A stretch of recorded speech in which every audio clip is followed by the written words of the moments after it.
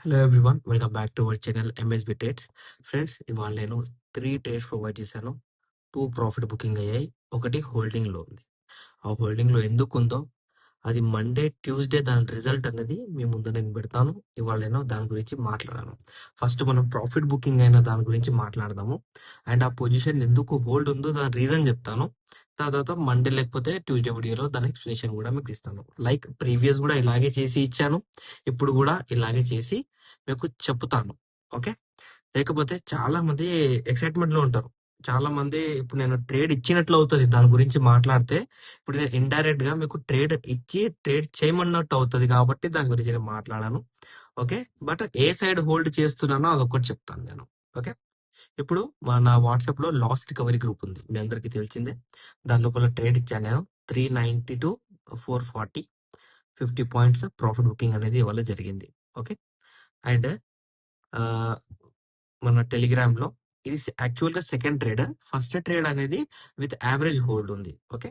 First trade వచ్చేసి first and second target అనేది ఇక్కడ అచీవ్ అయిపోయిందండి. ఓకే. ఇవి మనకు షేర్ చేసిన వాళ్ళు, వాళ్ళకి ప్రాఫిట్స్ అయినాయని మనకు షేర్ చేసిన వాళ్ళు. అండ్ మళ్ళీ మళ్ళీ చెప్తున్నాను, మన టెలిగ్రామ్ లో ఇలా నేను స్క్రీన్ షాట్స్ పెడితే ఎవరైనా ప్రాఫిట్ వి, అది మిమ్మల్ని మార్కెట్ లో పాజిటివ్ వైబ్స్ తీసుకురావడానికి, ఎంకరేజ్ చేయడానికి కాదు. మీరు రండి, పైసలు వెయ్యండి, పైసలు తీయండి, నేను ఇస్తాను ట్రేడ్స్ అలా అని కాదు. ఎంకరేజ్ చేయడానికి కాదు. మార్కెట్ లో కూడా ప్రాఫిట్ అవుతుంది. బట్ మనం ప్రాపర్ నాలెడ్జ్ తో ట్రేడ్ చేయాలి అన్నట్టు ఎంకరేజ్ చేయడానికి చేస్తాను. కానీ మీరు వచ్చి ఇస్తే మీరు తీసుకొని లక్షాధికారులు అయిపోతారు అన్నట్టు మీనింగ్ కాదండి.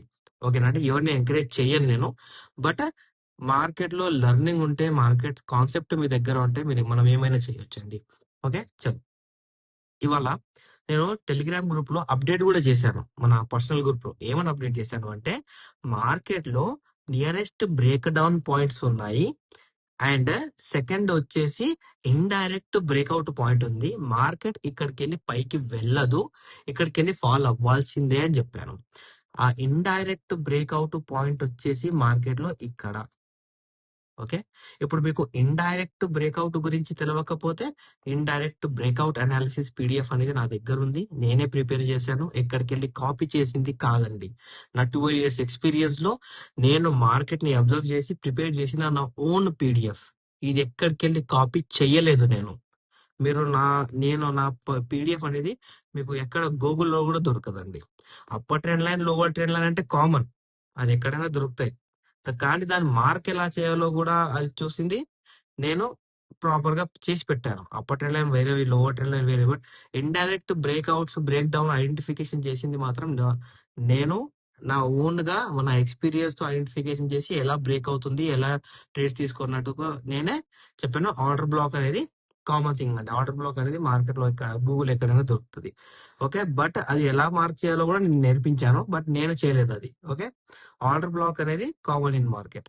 సో నా దగ్గర 14 పీడిఎఫ్స్ ఉన్నాయి నేను ప్రిపేర్ చేసినవి. మీ దగ్గర ఆ పీడిఎఫ్స్ లేకపోతే నాకు హాయ్ అని మెసేజ్ పెట్టండి వాట్సాప్ లో, లేకపోతే కామెంట్ పెట్టండి పీడిఎఫ్స్ అని, నేను మీకు ఆ పీడిఎఫ్స్ అనేవి ప్రొవైడ్ చేస్తాను అండి. సో ఇండైరెక్ట్ బ్రేక్అవుట్ ఉంది. ఇండైరెక్ట్ బ్రేక్అవుట్ అంటే ఏంటి?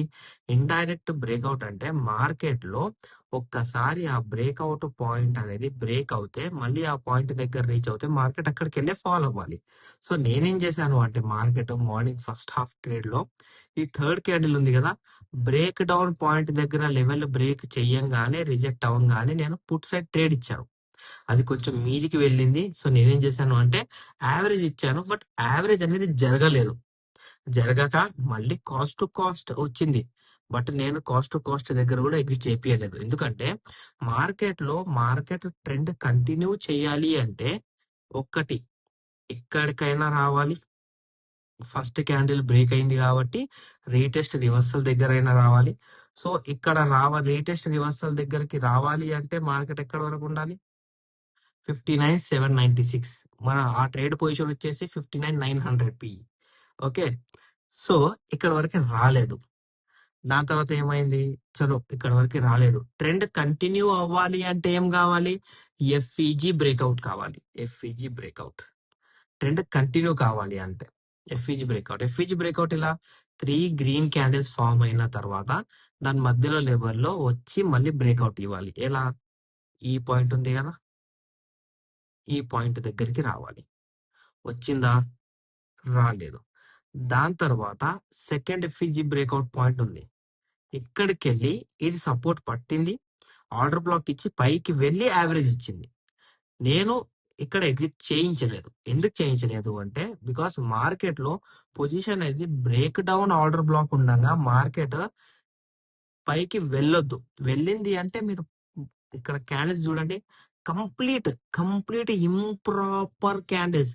కంప్లీట్ ఒక సైడ్ వే అనేది ఇక్కడ ఫామ్ చేసింది. బట్ ఇది చాలా మందికి తెలియదు. క్యాండిల్ పక్కన క్యాండిల్, క్యాండిల్ పక్కన క్యాండిల్, క్యాండిల్ పక్కన candle, end of the day average ఇచ్చింది. దాని తర్వాత యావరేజ్ పైననే మన ఆ ఫస్ట్ పొజిషన్ అనేది క్లోజ్ ఉంది. సో సింపుల్ గా మండే గ్యాప్ పైన మనకు ఫాల్ కంటిన్యూ అవుతుంది. గ్యాప్ డౌన్ అయినా ఫాల్ కంటిన్యూ అవుతుంది. అండ్ ట్రెండ్ అనేది చేంజ్ అవుతుంది అండి. And and second trade, third trade అనేది ఆర్డర్ బ్లాక్ దగ్గర ఇచ్చాను. అందుకే అక్కడ కంటిన్యూస్ ప్రాఫిట్ బుకింగ్ అయిపోయింది. ఓకేనా? ఇప్పుడు మండే ఏంటి? మండే పాసిబిలిటీస్ ఏమున్నాయి మార్కెట్ లో అంటే సింపుల్ గా ఇప్పటిదాకా డ్రా చేసిన ఒక ప్రీవియస్ ఇండైరెక్ట్ పాయింట్ అనేది ఇక్కడ ఉంది, బ్రేక్అవుట్ పాయింట్. ఓకే, ఈ బ్రేక్అవుట్ పాయింట్ బ్రేక్ చేసి 60,122 రీటెస్ట్ రివర్సల్ అనేది చేయాలి. అంటే రీటెస్ట్ రివర్సల్ అనేది చేయకపోతే అక్కడ సెల్లింగ్ అనేది ఉండదు, సారీ బయింగ్ అనేది ఉండదు, సెల్లింగ్ కంటిన్యూ. అలా కాకుండా మార్కెట్ లో కిందికి వస్తూ వస్తూ ఈ పాయింట్ దగ్గర బ్రేక్ డౌన్ పాయింట్ దగ్గర బ్రేక్ డౌన్ ఇచ్చిందే అనుకోండి, ఇక్కడ కింద వస్తూ బ్రేక్ డౌన్ పాయింట్ దగ్గర బ్రేక్ డౌన్ పాయింట్ ఇచ్చేది అనుకోండి, మోర్ దెన్ 400 to 500 పాయింట్స్ అనేవి కవర్ అవుతాయి సెల్లింగ్ లో. ఎలా కవర్ అవుతాయి అంటే ఒకటి ఎఫ్ఈజీ దగ్గర వస్తే మనము మన ప్రాఫిట్స్ తో వెళ్ళిపోతాము. ఎఫ్ఈజీ రెడ్ క్యాండిల్ ఫామ్ చేసిందే అనుకోండి, ఫినిష్, కంటిన్యూస్ సెల్లింగ్ అనేది మనకు మార్కెట్ లో కనిపిస్తుంది. ఇది బ్యాంక్ నిఫ్టీ అనాలిసిస్.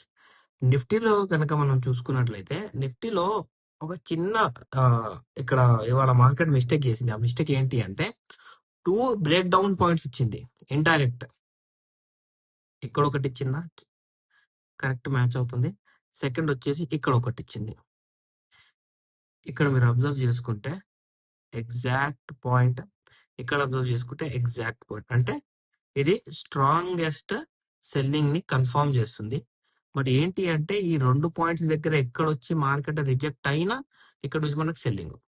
సో మీరు బయింగ్ ఎప్పుడు ఫోకస్ చేయాలి అంటే ఈ లెవెల్ బ్రేక్ చేసి ఈ 2 లెవెల్స్ లో ఏదే ఒక్క లెవెల్, ఐదర్ ఇదైనా కానివ్వండి, ఐదర్ ఇదైనా కానివ్వండి, ఏదో ఒక్క లెవెల్ రీటెస్ట్ అవుతే మనకు బయింగ్ కన్ఫర్మ్. అంటే మార్కెట్ లో మనకు వ్యూ అనేది సెల్లింగ్, అంటిల్ ఆ లెవెల్ బ్రేక్ అయ్యే వరకు సెల్లింగ్ వ్యూ. ఆ లెవెల్ బ్రేక్ అయితేనే డిసిజన్ అనేది చేంజ్ చేయాలి. ఇప్పుడు నిఫ్టీ ఎలాగో సెన్సెక్స్ కూడా అలాగే ఉంటది కాబట్టి, సో సెన్సెక్స్ లో కూడా ఈ పాయింట్ చూడండి, same break down point, same rejection, same break down point, same retest, ఎక్కడ చేంజ్ లేదు.